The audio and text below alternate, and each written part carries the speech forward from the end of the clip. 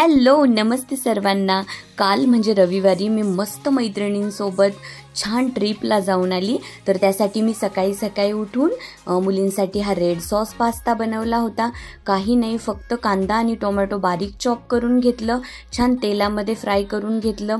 त्यानंतर यामध्ये मी ही कॉर्न देखील ॲड केलं, त्यानंतर बॉईल केलेला पास्ता ॲड केला आणि मस्तपैकी भरपूर असं चीज, मिक्स्ड हर्ब्स, चिली फ्लेक्स आणि थोडंसं लाल मिरची पावडर, मीठ वगैरे ॲड करून हा पास्ता मुलींसाठी मी हे कंटेनर फिल करून ठेवले। म्हणजे त्यांना जेव्हाही भूक लागेल तेव्हा ते हे जे कंटेनर्स आहेत ते मायक्रोवेव्हमध्ये ठेवून गरम करून हा पास्ता खाऊ शकतात। तर मग मुलींसाठी अशी सगळी तयारी केली आणि रात्रीच मस्त हरभऱ्याची डाळ मी भिजू घातली होती। त्यासाठी मी डाळ भिजवून छान मिक्सरला बारीक करून मस्तपैकी हरभऱ्याच्या डाळीची चटणी तयार केली होती। तिची रेसिपी मी चॅनलवर लवकरच शेअर करणार आहे। पण आजचा हा व्हिडिओ खास माझ्या मैत्रिणींसाठी।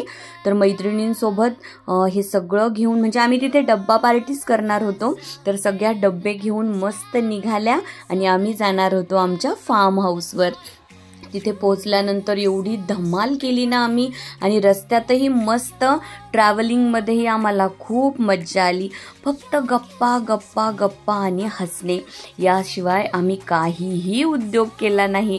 मस्तपैकी फार्म हाऊसवर एंट्री केली।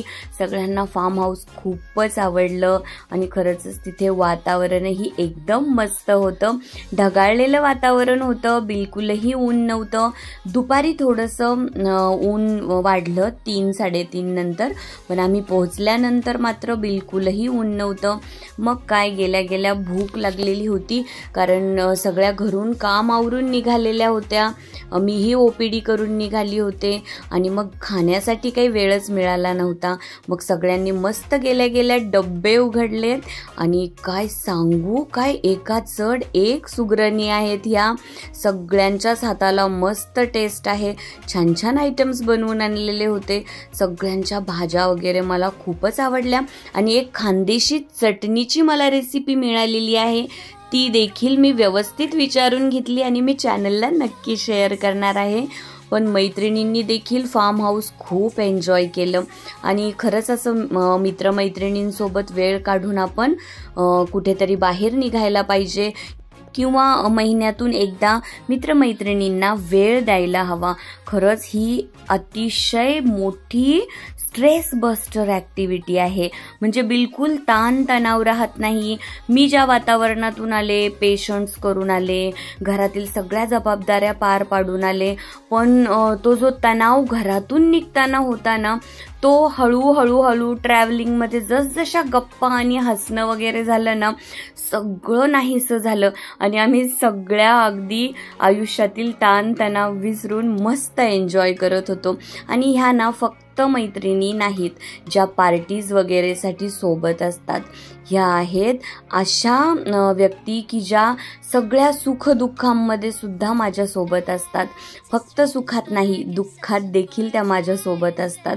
आणि मग अशा प्रकारे आम्ही फार्म हाऊसवर खूपच छान एन्जॉय केलं।